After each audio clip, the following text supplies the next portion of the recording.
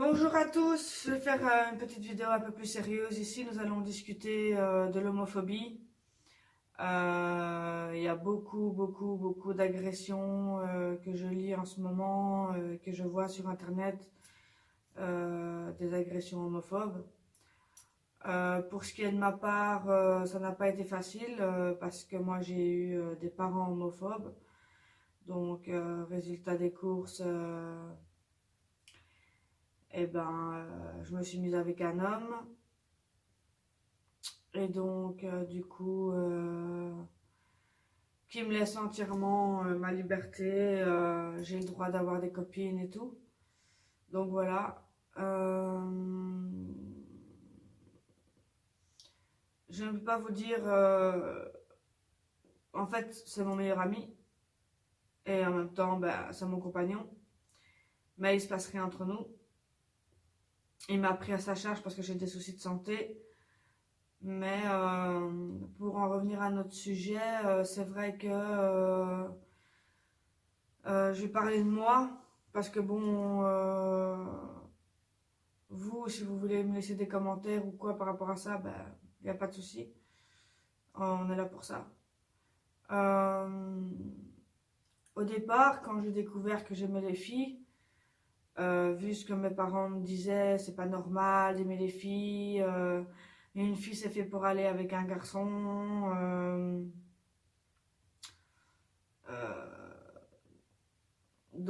pas question qu'il y ait une fille qui rentre ici à la maison. Donc pendant toute mon adolescence, je n'ai fait que ramener que des garçons à la maison. Des garçons que j'appréciais.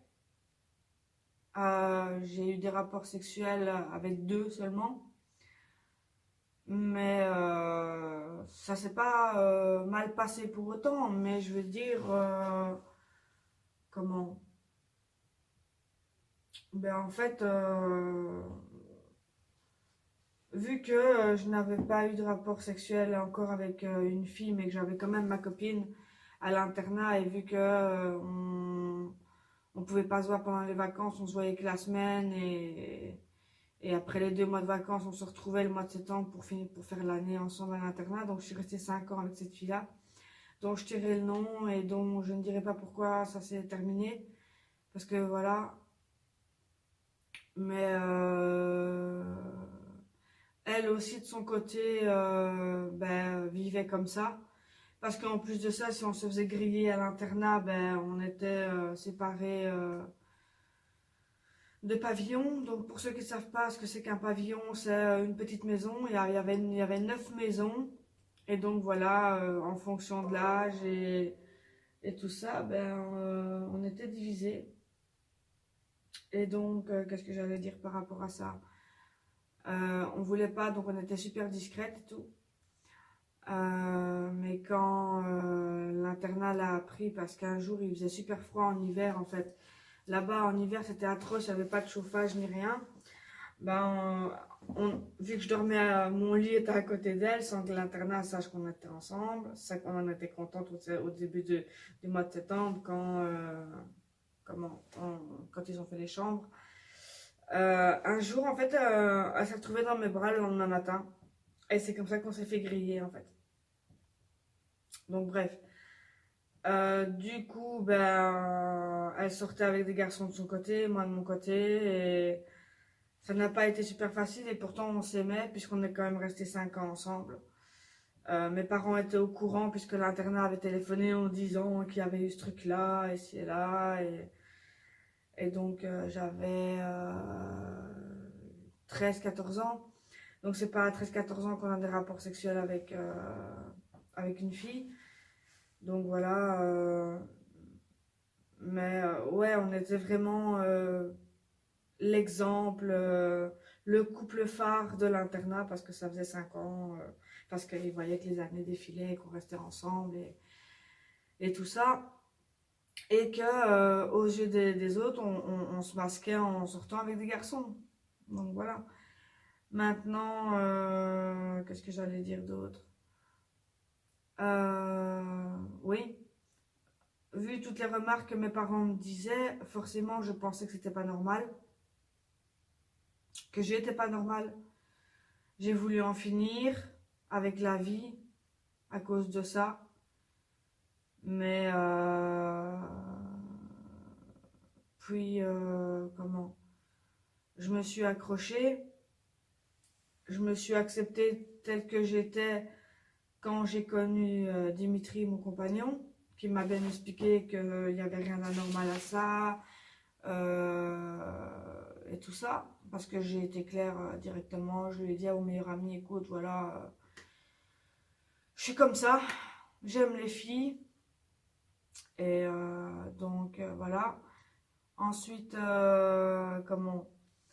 Ben, c'est grâce à lui en fait, Dimitri, je te remercie au passage, euh, que j'ai réussi à passer le cap et à carrément envoyer chez mes parents. En fait, en leur disant, voilà, oui, certes, j'avais peur d'être rejetée parce que j'ai été adoptée. Donc voilà. Mais, qu'est-ce que j'allais dire?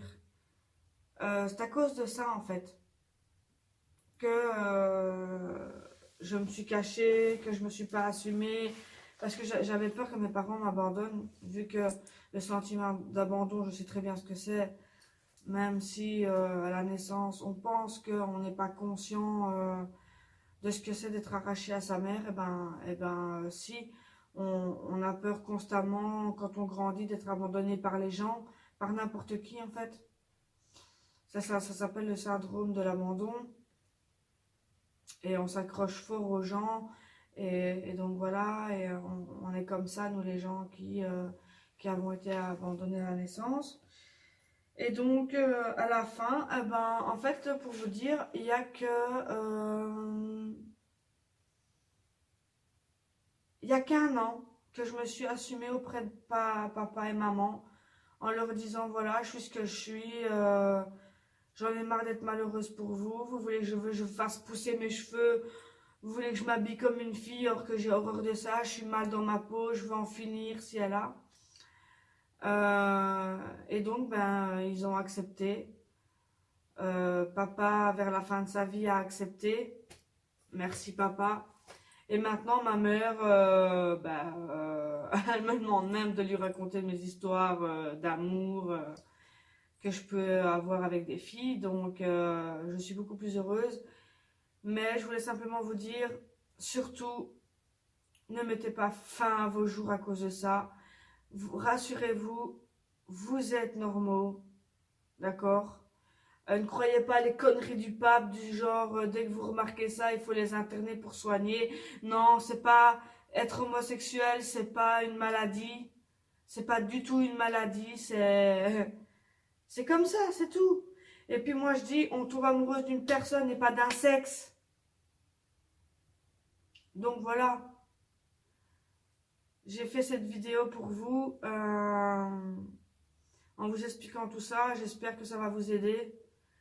Et puis, n'hésitez pas à liker, à me dire vos commentaires, ce que vous avez pensé de cette vidéo, qui traite quand même un sujet assez délicat et important. Voilà, je pense que j'ai tout dit. Allez, ciao!